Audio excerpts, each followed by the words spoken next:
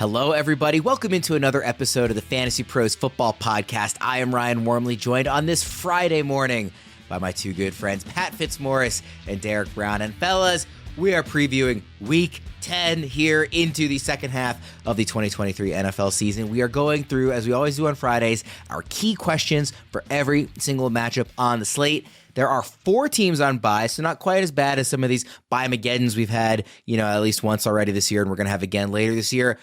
But we do have 4 very important teams on bye. It's the Chiefs, it's the Rams, it's the Dolphins, it's the Eagles. That is a lot of good players. So hopefully we can kind of scrape the bottom of the barrel for everybody and find some good players to start in their lineups instead of those stars on those teams. We will start with the final international game of the season in Germany. We've got the Colts at the Patriots.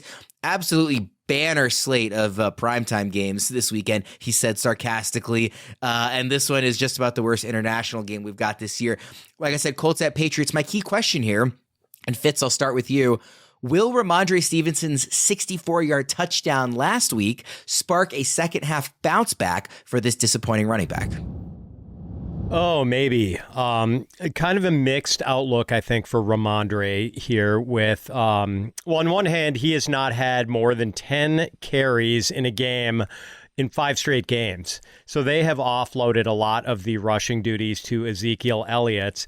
But on the other hand, the passing game usage has been pretty encouraging lately. In his last 4 games, Ramondre has 22 targets, 17 catches, 128 receiving yards. And the schedule is actually pretty favorable for Ramondre down the stretch.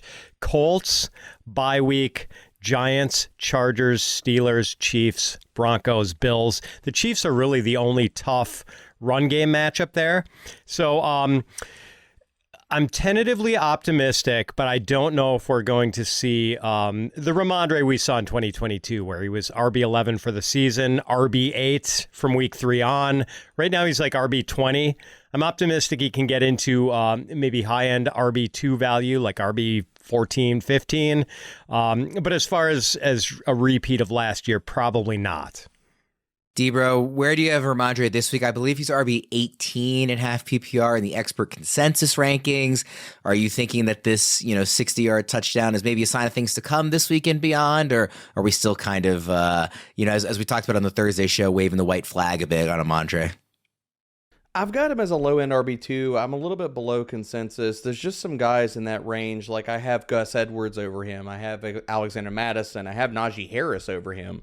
So I think that somewhere in the mid to low RB2 range this week is appropriate for Mondre. There's just a few guys that I like. And, we're hoping that Mondre bounces back, guys. Pat talked about the schedule here. The other thing that I've been waiting for the entire season for him is to see some type of life, a spark, a pulse, if you will, out of his tackle breaking metrics, because they have been, bottom of the barrel, terrible all year, bottom 5, bottom 10, and basically everything you look at. So over the last 2 weeks, and I wrote this up in the primer, 5.3 explosive run rate, 21% missed tackles forced per attempt. Those are encouraging numbers. So maybe with that in the softer matchups, we do see Mondre bounce back a little bit. I just don't know how far he bounces back. I don't think it's all the way back, but I'm with Fitz. High-end RB2? If he does continue this and has another breakaway touchdown this week, there's a very good chance I won't see it because I cannot promise to get up at 7:30 a.m. to watch this game. It is not super Sets appealing. Alarm. Text Worm at 7 a.m. Yeah. Done. Got it. Mountain time, by the way. Mm-hmm. Yeah. I know. Looking forward to that one. This, of course, is our key questions show. And there are always fun questions around the NFL this time of year, like who are the pretenders? Who are the contenders? We're now more than halfway through the NFL season. Again, hard to believe.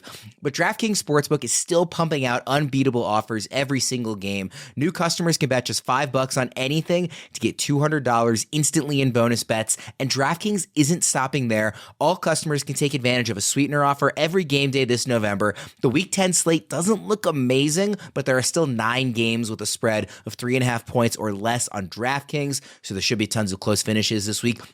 Plus, I cannot wait to watch CJ Stroud and Joe Burrow go head-to-head in Cincy in my favorite game of the week. Even though the Bengals are laying 6.5 points against the Texans, I think that's going to be a super fun game. However you guys plan to bet that one, get in on the football action with DraftKings Sportsbook, an official sports betting partner of the NFL. Download the app now and use code FANTASYPROS. New customers can bet just $5 on anything to get $200 instantly in bonus bets only on DraftKings Sportsbook with code FANTASYPROS. The crown is yours. Fellas, we'll move into the early afternoon slate here on Sunday in Week 10. And we'll start in that slate with Browns at Ravens, two best defenses in football, AFC North matchup. It's a rematch from a game we already saw in Week 4. The Ravens completely dominated the Browns in that Week 4 matchup. But this time around, Deshaun Watson will actually be under center for Cleveland. How much of a difference will he make compared to the first matchup, D-Bro? Not much. I mean, if you look at all of his passing metrics, he's in that mid QB2 tier, like anywhere from 18th to 25th in basically everything you look at, passing grades, yards per attempt. And while obviously, yes, I'm being a little bit hyperbolic here, he is an upgrade over DTR as far as quarterback play and things like that. But to be honest, this is a game where I think Watson and this entire Cleveland passing attack just gets mauled by the Baltimore Ravens secondary. They've been playing out of their minds. Marlon Humphrey, the longer we get into the season, the better he's looking. Brandon Stevens has been amazing. So for a defense that over the last few weeks, second fewest fantasy points per game to opposing quarterbacks, Deshaun Watson, not a lot of hope this week, man. Not a lot. Yeah, D-Bro, I think you might be an upgrade over DTR at the quarterback position after seeing you during our flag football competitions at the last team trip. Right. Yeah, I appreciate the respect you're giving to this cannon right here, Worm. I wasn't expecting that on this show. You were a teammate. We were on team. Were we South together? Is that what we were technically listed as? Yep. Yeah, we're Team baby. South. All right. Team South. I won the most accurate competition when we had that, at the last team trip. So I just want to point that out. In Dallas, I was the most accurate thrower of the football of anybody at Fantasy Pros. Fitz, looking at this matchup, I remember back in Week 4 when we were previewing this game, we weren't sure that Deshaun was going to miss yet. And I remember saying to you guys that I thought he was going to really struggle against this Ravens defense because this is the type of defense that I think is just going to put him in a blender and that Deshaun is really going to struggle with. He has looked so uncomfortable operating a passing offense. Even when he's contributed to your teams with fantasy points this year, it's been on the backs of like throwing touchdown passes off the helmets of defenders, and then Amari Cooper happens to catch it. So I know he is better than DTR, obviously, but I'm not sure how much that's going to matter. What do you think? Yeah, and in fairness to Dorian Thompson-Robinson, like that was a surprise start. I don't think he knew he was playing in that game like as late as, Friday or something. So, we got to cut the kid a little bit of slack. I still think he has a decent NFL future. I'm mildly encouraged that I thought Deshaun Watson's shoulder looked okay on his throws last week. Like I watched a cut up of some of his throws because I wasn't really focused on that game on Sunday, but I thought the shoulder looked sound. But yeah, like the Ravens are such a tough matchup. As Debro said, the secondary's been playing great. Opponents have a way of like not functioning offensively when they go into Baltimore, Worm. As you know, I mean, I think we've seen 9 of the Ravens' last 10 home games play under the Vegas total, and that's more a function of the opposing offenses than the Ravens themselves. So yeah, I'm not wildly optimistic about Deshaun Watson. I think maybe what would salvage a fantasy game, a decent fantasy performance for him, if anything, is if he just tucks it and runs when he's under duress. So like that's maybe his one out as a fantasy performer, but all in all, I think probably most people are not going to start him this week. Patty, where do you got him ranked this week? Because I've got him in like the doldrums of like low end QB2. Like I've got 22. Mayfield, I got Levis over him. Same. Where do you have him sitting at? Like 22 or 23. Yeah, and honestly, I've got him at 18. It still feels a little bit rich. Like I think I need to bump him down even farther. Yeah. Fitz, I asked both Debro and Erickson this on yesterday's show, but I have to decide between Deshaun Watson and Jordan Love in a Superflex league this week. Great question for a Packers guy. Who would you start between those two? I think I'd start Love, actually. The deep sigh. You know he was going to go up. He had the deep sigh. Well, I mean, it's definitely not a homer thing. Like, I'm no Jordan Love stan, but the Steelers' secondary, other than Joey Porter, is not great, especially if, like... Yep. Worth noting that Marlon Humphrey did leave practice early on Thursday, so we'll see kind of later on today what the reports look like, but might have had a small injury pop up. We'll see. He was just limited. While we're still on this game, it's a perfect opportunity to talk about this year's Fantasy Over-Under Challenge presented by Betting Pros. Each week, the guys will be making over-under picks for 10 different players for how many fantasy points we expect them to score. Submit your picks at fantasypros.com/challenge to play along with the guys so you don't miss out on the chance to win awesome prizes. One of this week's players is Keaton Mitchell, coming off of his explosive breakout game. Now, he also appeared on the injury report on Thursday with, I think it was a hamstring issue. So let's operate under the assumption that he does play and is full go, because, that's all we can do at this point as of Friday morning. His line is set at just 8 fantasy points against the Browns, coming off of his huge game. Do we think he goes over or under 8 fantasy points against Cleveland? Fitz, what do you think? I'm going to go under. I just don't believe that he has yet earned a prominent enough place in that backfield rotation to go over that total. He'd need to bust a long touchdown run for that to happen, and he's going against a really good defense, so I'm kind of pessimistic. Debra? Oh, I'm the Undertaker. Easy under. Yeah. You could set the line at 6 points, and I'd still take the under. All right, let's move to the game I mentioned earlier, Texans at Bengals. I'm really excited for this one. Are you guys tempering expectations for the Bengals offense and Joe Burrow, given the injuries being nursed by both Jamar Chase and now T. Higgins was ruled out yesterday? Fitz, what do you make of the offense in this one? Oh, man. Burrow is playing so well. It kind of encourages me. All of a sudden, I might be looking to get Tyler Boyd into DFS lineups this weekend. And Jamar Chase, I think he's going to play. We saw that big spill he took, high pointing a ball. No doubt he's been sore this week after the crash landing he had on Sunday night. But, I'm still pretty optimistic just because Burrow has been on fire lately, looking 100% physically healthy, no issues with the calf. So, if it's not T. Higgins, I just think it's going to be more for Chase, more for Boyd, plenty for Joe Mixon. Heck, maybe we even mix in a little Trenton Irwin this weekend. So, Devra, how are you approaching this Bengals offense given the state of the receivers' health? I love that Patty just beat me to the punch with that. I think the answer to the question is deep league Trenton Irwin streaming, because we've seen in iterations of this offense, not only just this year but in previous years, whenever he's gotten a chance, Burrow has no problems hyper targeting him. So I agree with Pat. I think that Chase plays. So we're probably looking at. Come on, guys. What do we set the line at? 13 Chase targets? Is that too low this week? Because the other part of this is Houston has been very good. Tavares Thomas is still one of the best slot corners in the NFL. So I think this is probably a low-key game from Tyler Boyd. So more targets for Jamar Chase and Trenton Irwin, and this disgusting tight end rotation we saw since they literally played 3 guys. They went full LA Chargers, they went full Seattle Seahawks on us. And it's I walked into this week with some aspirations of writing up Irv Smith or somebody else for the primer. And then I looked at the usage and I was like, well, never mind. Not doing that. So I think that they could still get it done, not even talking about Joe Mixon in the passing game, which Houston does give up receiving production to running backs. So I think Burrow will be fine. He'll find a way to get it done, but outside of these other guys, it's going to feed Jamar Chase because I think he plays, and the rest of them, it's kind of pick your poison. Let's go to another Betting Pros over-under challenge here. I had to ask about C.J. Stroud coming off of his ridiculous game last week to win it against Tampa Bay. One of the greatest games a rookie quarterback has ever had, quite frankly.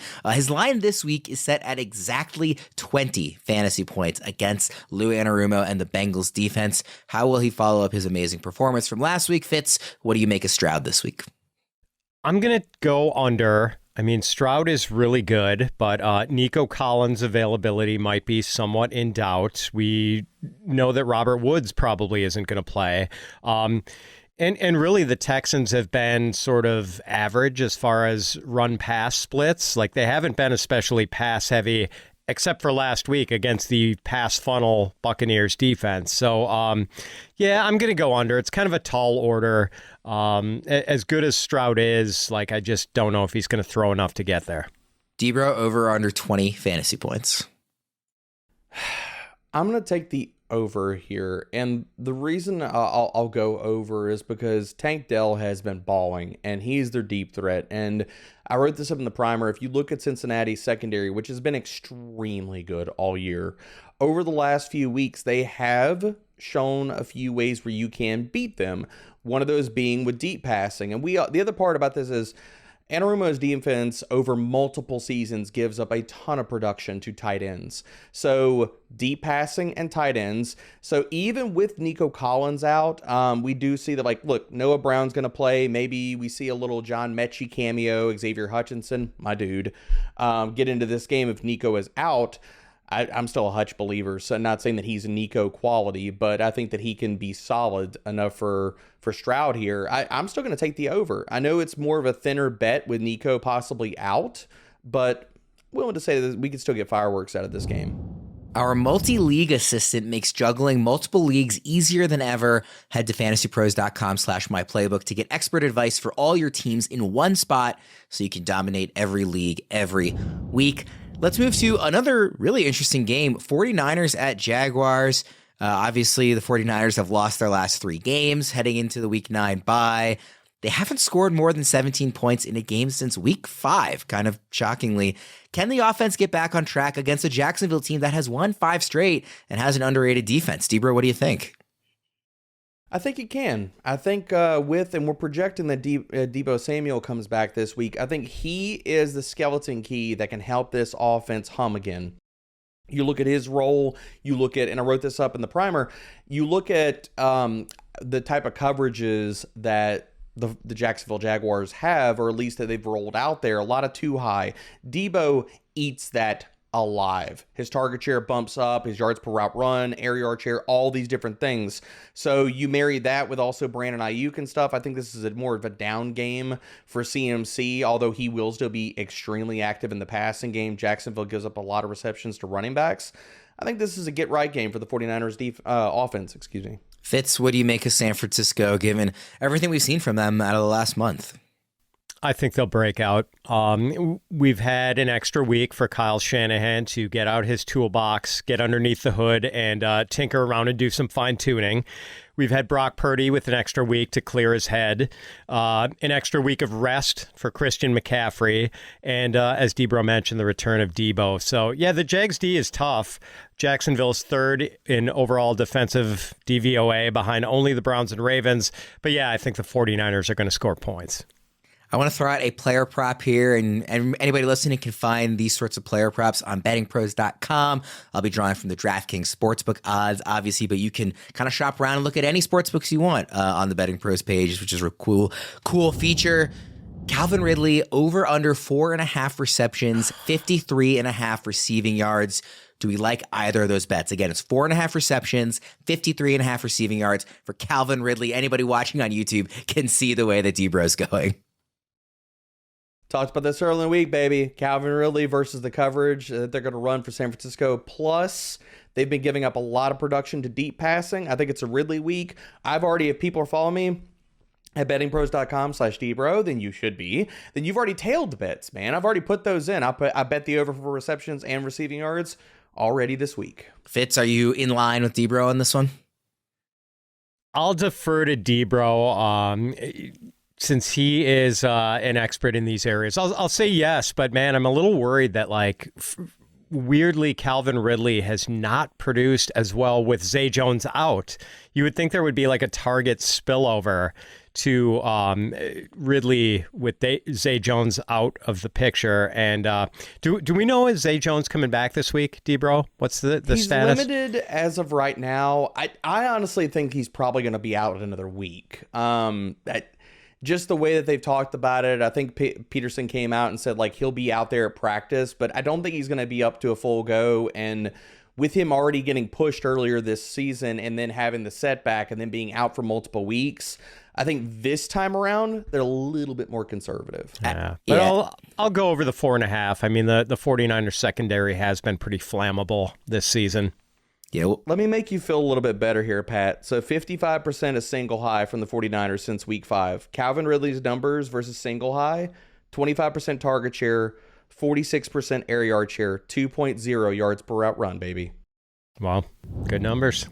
Let's move to Saints at Vikings. Key question here. What kind of encore do we expect from Josh Dobbs in Minnesota going up against a very good defense? And I mean, Dobbs is one of the stories of the season, like kind of surprisingly. And that was just such an impressive performance. Now that he has a week to learn the names of his teammates and the plays in the playbook and all this stuff, what do we expect out of him going up against what is admittedly a very good defense in the Saints? Fitz, what are you expecting out of Dobbs and really the Minnesota passing attack as a whole?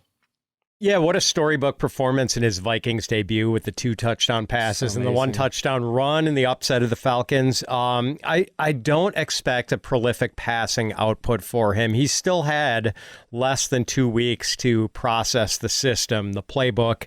Hopefully he does know the names of his teammates by now. Yeah. But, I think we'll see more of the usual opportunistic running from Josh Dobbs. Like he is averaged 45.5 rushing yards a game in his last 4 starts, and he's had a touchdown run in 3 consecutive starts. So I think that does sort of lift up his floor and makes him my quarterback 15 in the rankings this week.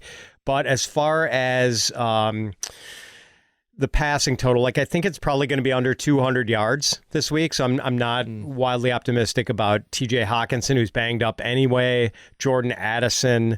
I'm not excited about playing Vikings pass catchers, but I'm reasonably okay with playing Dobbs himself. D-Bro, Dobbs is quarterback 18 in the rest of season rankings. I feel like that's too low given the talent in Minnesota. Obviously, like, assuming Jefferson is back relatively soon as well, and given that he has a bit of rushing upside as well. I mean, he's had 4 top 10 finishes at the position already this season, 3 of which playing with an abysmal Arizona team. Having said that, there's not a lot of guys you can really bump down. It's obviously a strong position, but where should Dobbs be rest of the season? Like, he feels like a pretty startable quarterback in fantasy, given the situation he's now in, at least as long as he's not facing a terrible matchup, right? Yeah, I think mid QB2 is perfectly fine. Like, I pulled up my ranks. I've got him as QB16. And this is not so much a fade Josh Dobbs conversation as it is there's just guys that I think need to be over him. Like, considering the volume as crazy as Sam Howell, the roller coaster that is every week. The guy's leading the NFL in passing attempts. He's got to be over Dobbs, even with the rushing and stuff. So him, Justin Fields still kind of hanging in the wind, Kyler Murray, these different guys, like they're all in that same type of level. I just prefer them because of offensive situation, the upside, things like that. It's not that I don't like Dobbs, but I think it's appropriate as far as looking at him as a mid QB too. Like, I would be totally fine having Dobbs on my roster. Like, if you had Dobbs and say Kyler Murray, I would be fine with that. And then you just roll back and forth between the two of them and play matchups for the rest of the season. Totally fine. Yeah, I think what it comes down to is, like, if you're in a super flex format, you're very happy with him as your QB2. Yeah, but he's not the type of guy that's going to break into like the QB1 range. We certainly assume the rest of the season. Like I said, I recognize I don't have the answer of like who do you bump down to make room for him higher than 18. It just feels low given what's around him. But I recognize that there's a lot of good names kind of in that same range. I do have a second question on this game too. Where should we be ranking Taysom Hill at tight end each week at this point? And along those lines, he's plus 750 to score the first touchdown in this one. D-Bro, what are we doing with Taysom Hill going forward at a position that's been a bugaboo for people for a long time? I mean, since I'll keep throwing this stat out there until it stops being true, but since week 6, there's still only Travis Kelce. Only Travis Kelce has scored more points per game than Taysom freaking Hill. So you could make a conversation for him inside of the top 5. Is that as crazy as that sounds? But he keeps doing it. And he does it different ways every single week. It's like when I write him up in the primer, I'm like, death, taxes, and Taysom Hill. You cannot stop him. You can only hope to contain him. He's either going to throw, he's going to run, he's going to catch passes as a tight end. Like, any way it goes, Taysom seems to get there. So I don't know if I'm going to be bullish enough to say definitively he is a top 5 guy, but in my rest of season rankings right now, I've got him as, that is kind of blasphemous. I've got him as tight end 12, but I think the conversation for him starts somewhere between tight end 7 and 8. So you kind of beat me to the punch. I was going to bring up that in the rest of season rankings, the expert consensus rankings, rest of season, I was going to have you guess, but since you already said it, he's tight end 11. And I think a lot of people are like you, where maybe they haven't totally moved him up all the way just yet. He's moved up 4 spots in the last week. He was tight end 15 a week ago. But Fitz, I mean, are you kind of on the same page that tight end 11 is just too low? I mean, he's been a top 10 tight end 4 straight weeks, top 5 tight end 3 straight weeks. I just moved him to tight end 7. Yeah, so he's inside my top 10. And Debro said he's only behind Kelsey over the last 6 weeks in fantasy points per game. Last 4 weeks, week 6. Last 4 weeks, he's ahead of Kelsey. He's number 1 over the last 4 weeks.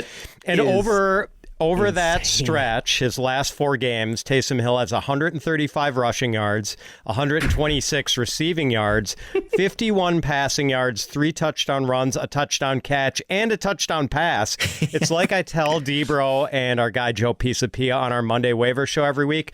Taysom Hill is an open-ended straight flush draw. He just gives you so many ways to make a big hand. And wait a second, is that reference lost on you, Worm? Do you play poker? More important, Worm, there's so many gaping holes on your movie watching resume. I have to ask, have you ever seen the movie Rounders? I knew. Worm, you better have seen this movie. I swear I'll drive to your house and we will watch it together. Poker, I knew Rounders was going to get brought up, especially because people always ask me about people calling me Worm. Have I seen Rounders? The answer is I've seen about 15 minutes of the movie. Dude, come on. Are you... But that's the one. That's the one with Is that the one where it's even got your namesake I know, in it? How have you not? Is that's the one where Malkovich is like, pay that man his money, right? Yeah, he's the Russian, Matt Damon, Ed Norton. Great movie, dude. Come on. So I've heard good Joey things. Knish, baby. I'm not actively avoiding it. I just haven't gotten to finishing. But yet, to answer your question, while I enjoy playing poker every now and then, like with friends, as like just to come to random, hey, let's play cards. It's not something I like know very well as a strategy or anything. We often play poker on the team trips with Fantasy Pros. We have some really sharp players. I am not one of those people.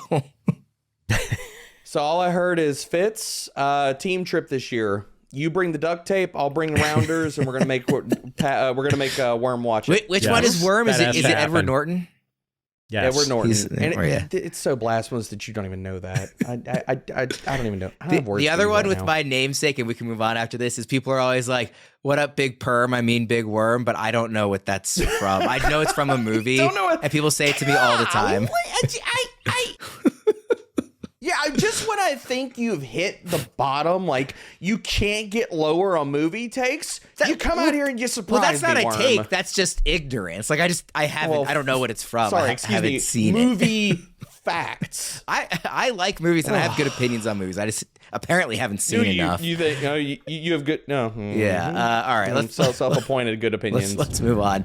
If you guys need new tires for your car, Discount Tire is your go-to. They have exceptional service, and you get a 30% shorter average wait time when you buy and book online at discounttire.com. They have this really cool feature called Treadwell, which is an online tire buying guide that gives you transparency on tire performance, as well as personalized recommendations based on your location and driving habits.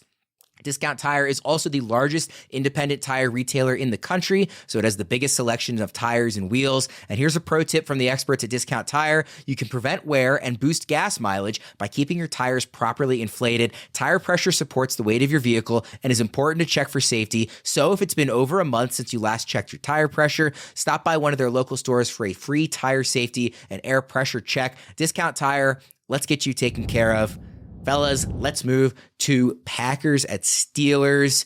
Key question here. Deontay Johnson has 29 targets to George Pickens' 18 since Johnson returned. Can both players produce in fantasy at the same time? Fitz, I'll start with you. Oh, man, I want to believe so, and it's going to take a big play or two from Pickens. It's just like his ability to be a prolific target earner with Deontay Johnson around, like that's something he still has to prove.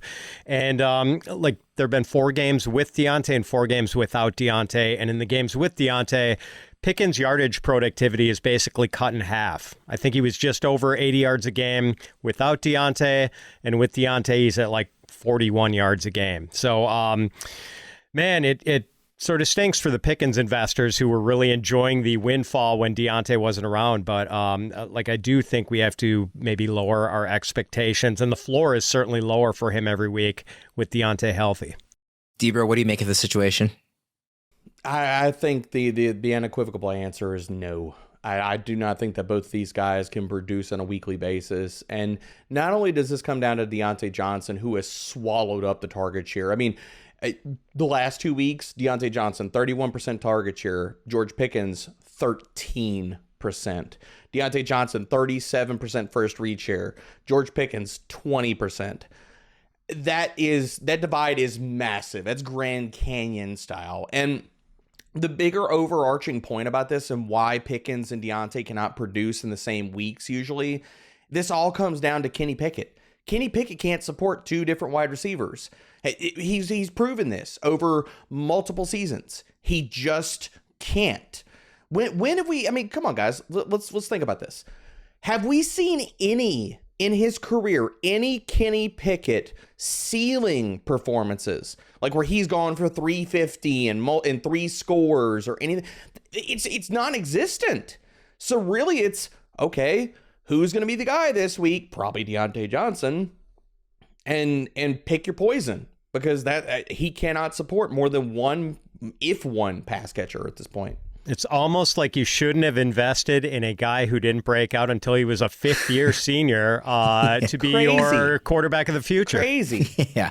Who could have guessed? Pat, I still remember people using Kenny Pickett and Joe Burrow in the same sentence when he was a prospect. And I was like, no. You get that name out your mouth. You get that name out. No. To be you fair, go find the soap and you get that name out your mouth. To be fair, Fitz, I'm not sure if a Packers fan is one to be throwing stones about quarterbacks invested in the future. Dude, I didn't like the Jordan. Hey, man. Fighting words, man.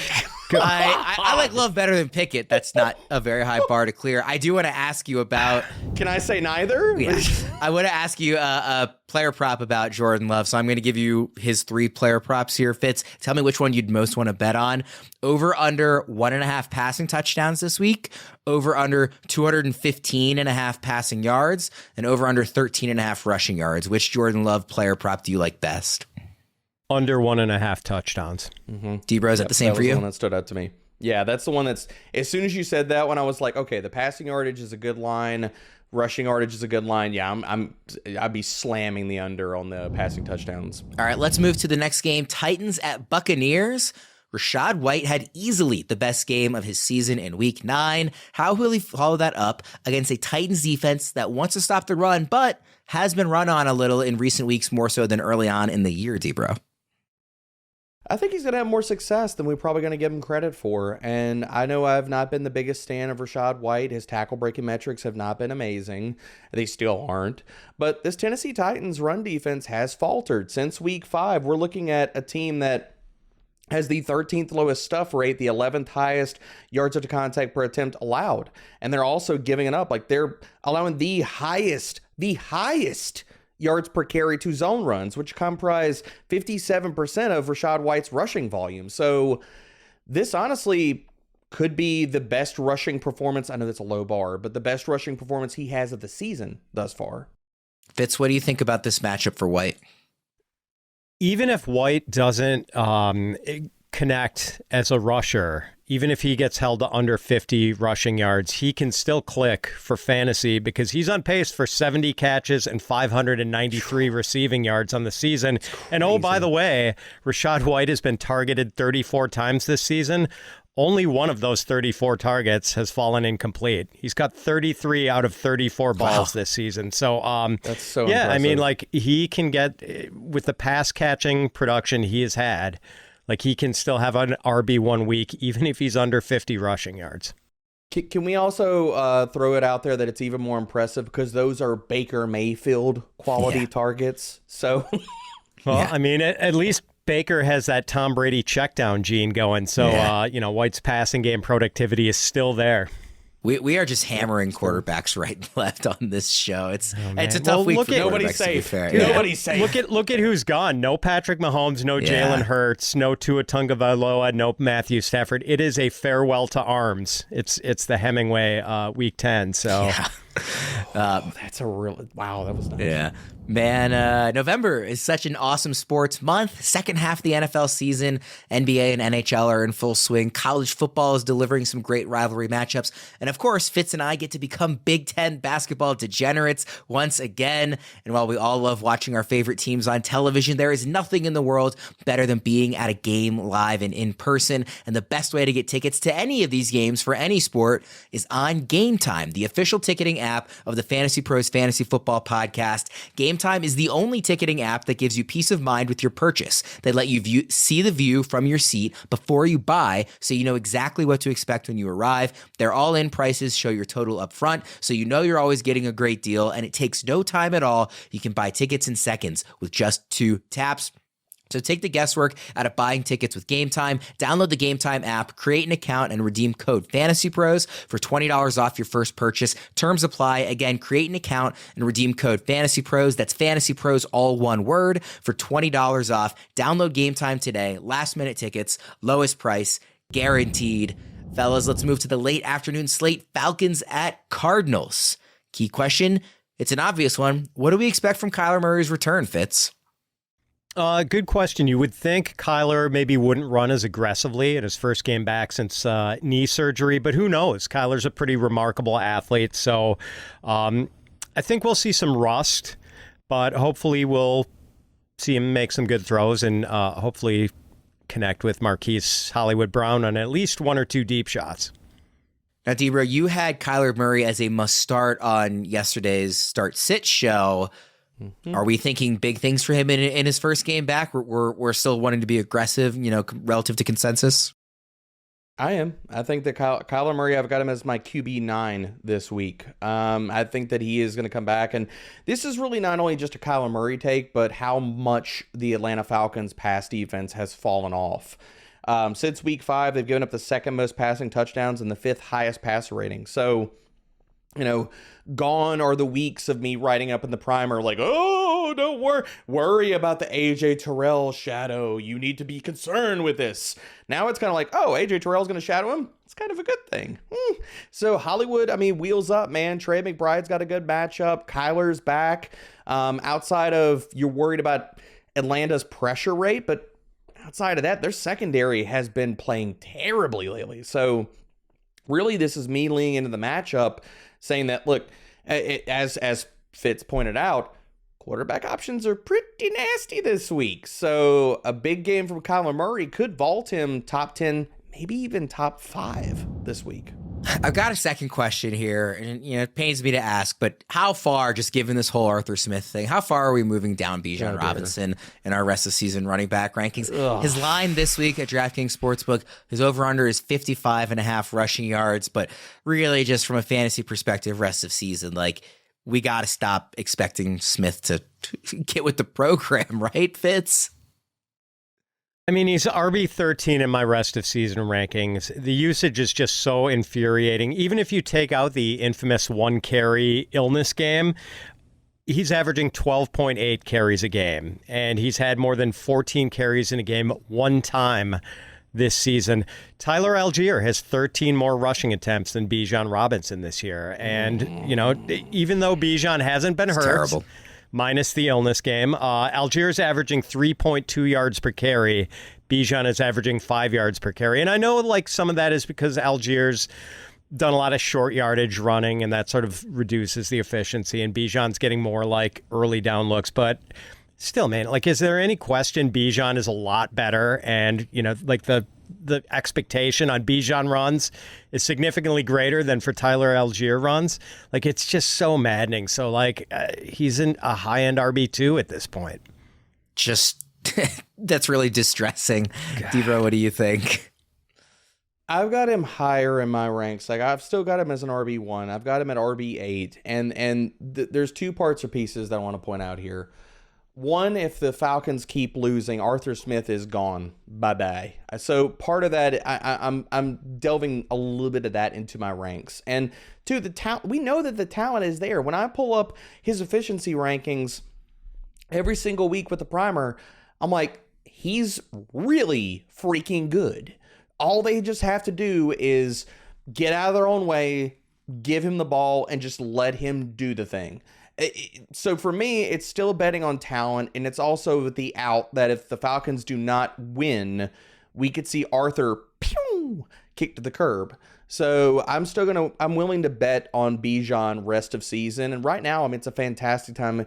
If you still do have faith, just even in the talent, you can get him for a lot cheaper than you probably should be able to, because everybody, I mean, we're talking about it. Everybody's tired of this.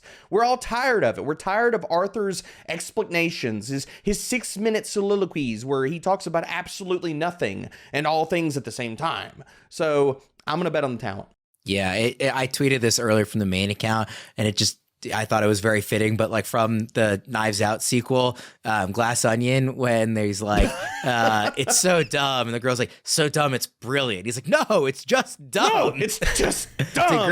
It's a great meme. And I think it really applies to literally every fantasy manager whenever Arthur Smith speaks. So you have seen that movie? Yeah, great movie. I love the Knives Out. It's a new movie. I mean, it's come out in the last 5 years. So yeah, is restored, baby. At least to a small amount of. Hey, this will actually be more hate than any other movie take, but I think Last Jedi is one of the best Star Wars movies ever made. So I'm a big Ryan Johnson guy who did Knives Out and Glass Onion. I'm fully on board. I'm like this close to walking off right now, but it just out the chair. That one I recognize is like people disagree with, which is fine. It's my opinion. I'm not a fan of that one. All right, let's go to Lions at Chargers. Jahmyr Gibbs had his huge breakout game the last time we saw the Lions. 31 total touches, 189 yards, total yards, plus a touchdown. But how much will the return of David Montgomery hurt him? What's the backfield split going to look like here, D-Bro? I think, and I wrote this up in the primer, I think we're going to see 50-50, 60-40. And we finally have gotten to a beautiful Shangri-La of people not griping about Jahmyr Gibbs. I don't think that we stay there for the rest of the season, but I think that we also we're going to get ceiling weeks out of both of these guys moving forward.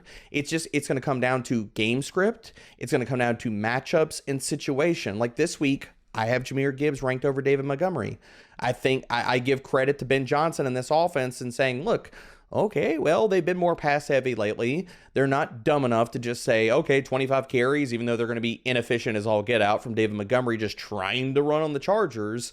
So I think this is going to be a Gibbs game, but there are going to be David Montgomery games in the future. So I think when it's all said and done, looking from this point forward to the rest of the season, 50-50, maybe 60-40 David Montgomery. Fitz, what are you expecting here? Yeah, I mean, if I had to guess, I would say like 55-45 Montgomery. But would we be totally shocked if we went back to like the 70-30 Montgomery split we've seen in the past? No. Like it doesn't seem like that's going to happen. This Chargers run defense is so much better than it used to be. Like it's actually a tough matchup now. So, yeah, like I want to think the genie is out of the bottle for Jahmyr Gibbs, but I think Gibbs investors should mentally gird themselves for the possibility that it goes back to the way it was in the opening weeks of the season and Gibbs' workload shrivels. Hopefully it's not the case, but just prepare yourselves for that so you're not crushed. I would like to play a game real fast. Okay. Can we rub the lamp and you tell me, looking at some of these upcoming games, just real quick, which is it, a Montgomery game or a Gibbs game? I'm going to give you the opponent. Now we're going to rattle off. Okay. Chargers this week. You'd think Gibbs. Okay. Bears. Oh, definitely Gibbs. Okay. Packers. Montgomery. Okay. Saints. Probably That's Gibbs. a toss-up. Probably, yeah. Okay. Toss up there. So another matchup with the Bears. So another Gibbs game. Okay, the Broncos. Probably David Montgomery. Montgomery for sure. Okay. Vikings, Cowboys, Vikings. So Vikings, who are you going? The Vikings, Gibbs. Okay. And the Cowboys. Neither. No. I don't know. Probably Gibbs. I mean, that's a lot of Gibbs games. It's a lot of man. a lot of pretty tough run defenses. A lot of Gibbs games.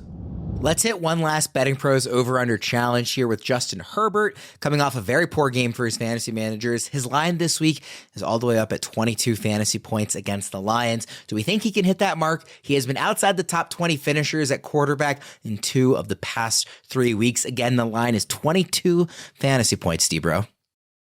No, I don't think that he hits that. I've got him nowhere close to that this week. I know that I stand opposed from consensus, but right now I've got Justin Herbert's not in my top 5 or 6 quarterbacks for the week. Fitz, where do you have Herbert, and are you expecting 22 fantasy points?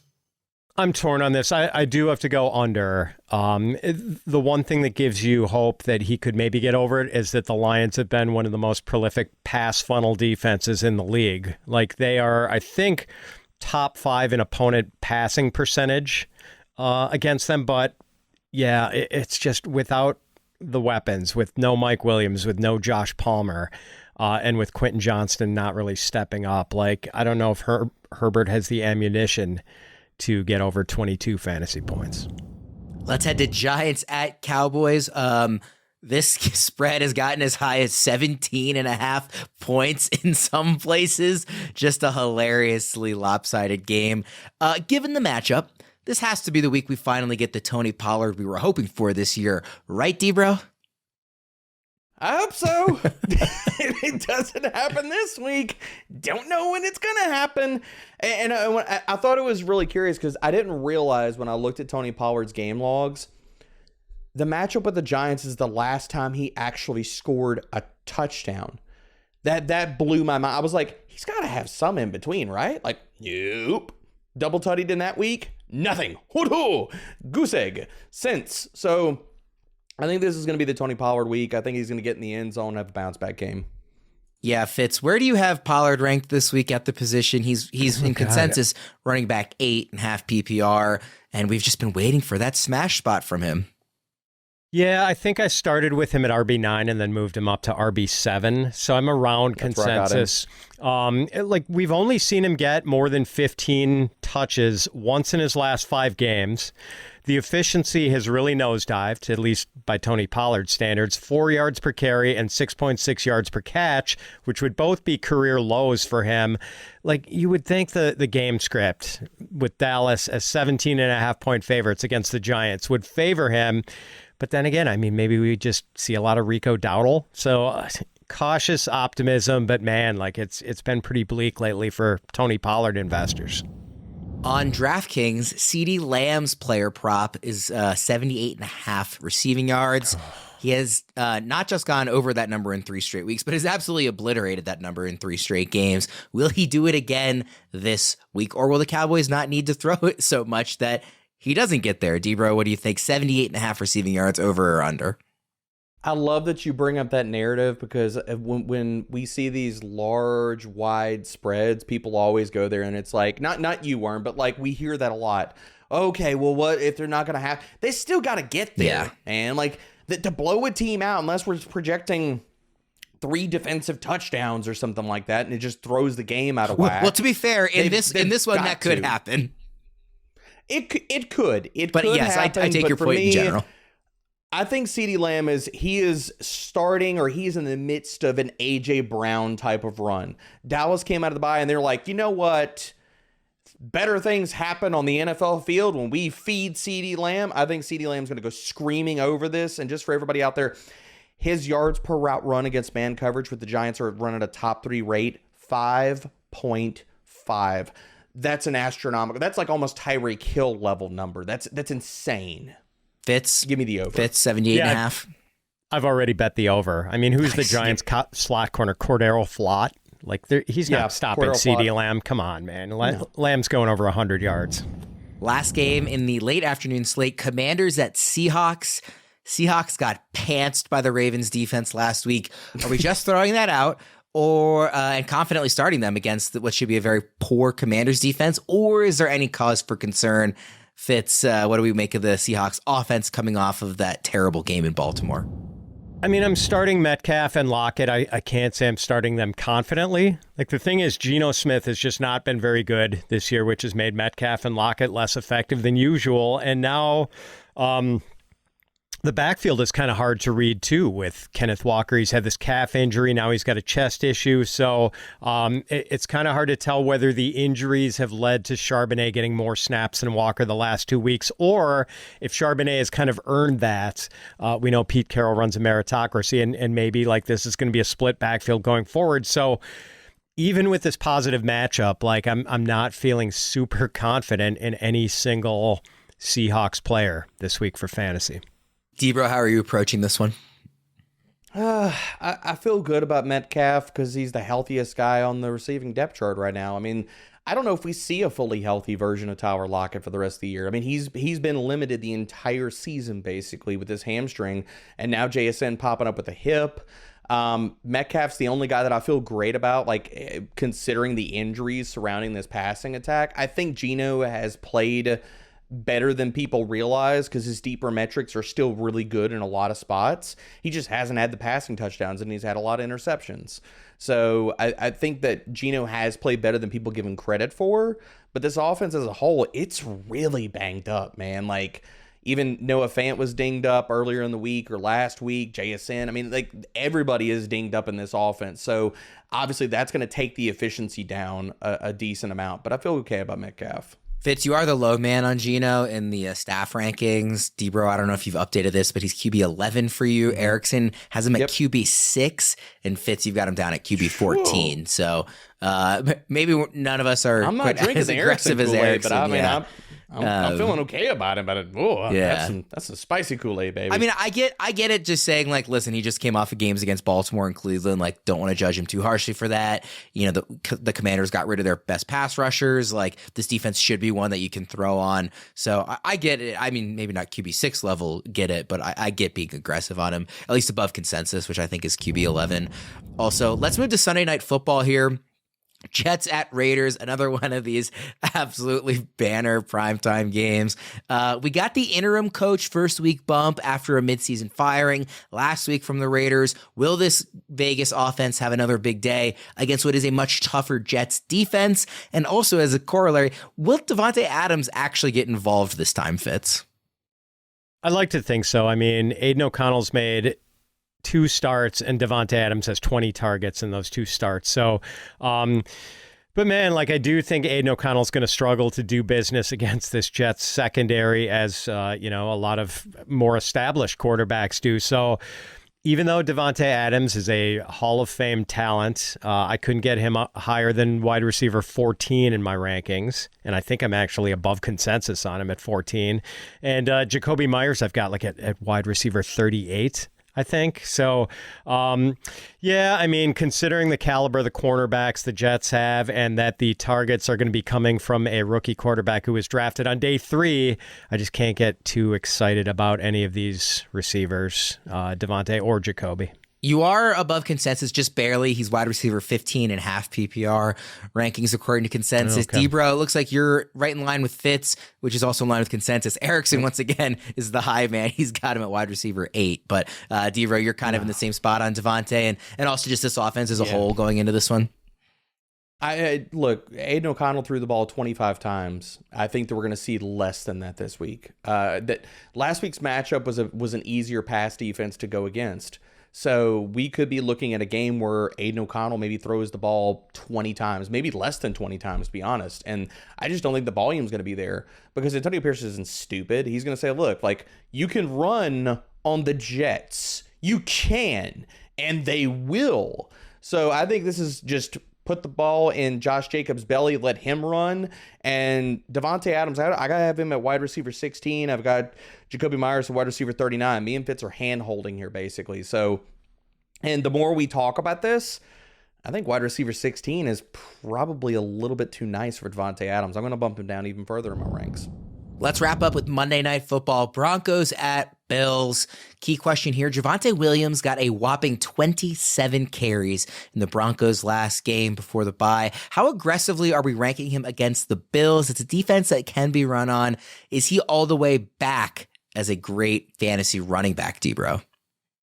Oh, he's all the way back. I was screaming this to high heaven the week before versus the Chiefs. I told everybody, I was like, this is the week that Javonte gets unleashed, and we saw it happen. He's top 10 in every efficiency metric you can find. I've got Javonte Williams as my RB4 for the week. Whew. The matchup is there. You can run on the Bills. He's going to get 20 to 25 touches. Denver has shown they're willing to let him run. The Bills' defense is a shell of itself. Outside of their ability to pressure, they cannot stop the pass. They cannot stop the run right now. Denver's going to win this game. So go out there, bet your money line on Denver. Javonte is going to roll. Fitz, there's no way you're as high on Javonte as D-Bro is. Javonte, for the record, in ECR is RB16 this week in half PPR. Yeah, I'm above consensus, but below D-Bro. I'm at RB14. I do think he's close to being in RB1 range every week, though. Like, we typically see running backs have a lot of value in Sean Payton's system, and when they're super talented running backs like Alvin Kamara or Javonte Williams, yeah, then we're cooking with gas. So do really like the matchup against the Bills, just not quite as high as D-Bro is on Javonte Williams. He was RB9 last week. Where is he at in ECR right now, Worm? 16, I think it was. Yep, 16. He was RB9 last week, and the matchup is better this week. 2 weeks ago, because they were on bye last week. But yeah. Well, yes. But still. I do want to have a second question on the other side of this one. The Broncos defense has held 3 straight opponents to under 20 points, including the Chiefs twice. And I know that the Chiefs are, not the well-oiled machine we usually see on the offensive side of the ball, but it's still Patrick Mahomes. Holding him under 20 points is a feat. Should we be at all worried about any Bills players in this matchup? Because early on in the year, the Broncos were start literally everybody you can defense, and they've been better in the last month. D-Bro, what do you think? I would be worried about some of the secondary options for the Bills, like Gabriel Davis. This secondary is playing much, much better. So Gabriel Davis, I'm a little more worried about Khalil Shakir.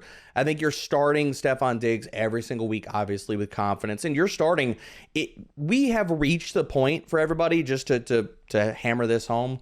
If you're not starting Dalton Kincaid, I don't know what the heck you're doing at this point. Unless you have Travis Kelce or Mark Andrews, there's no way he's leaving my lineups. So Dalton Kincaid with the bullet, baby. Fitz? James Cook is the one I'm worried about. It's not totally about matchup, although Denver has allowed 2 of its last 3 opponents. They've held them under 100 rushing yards.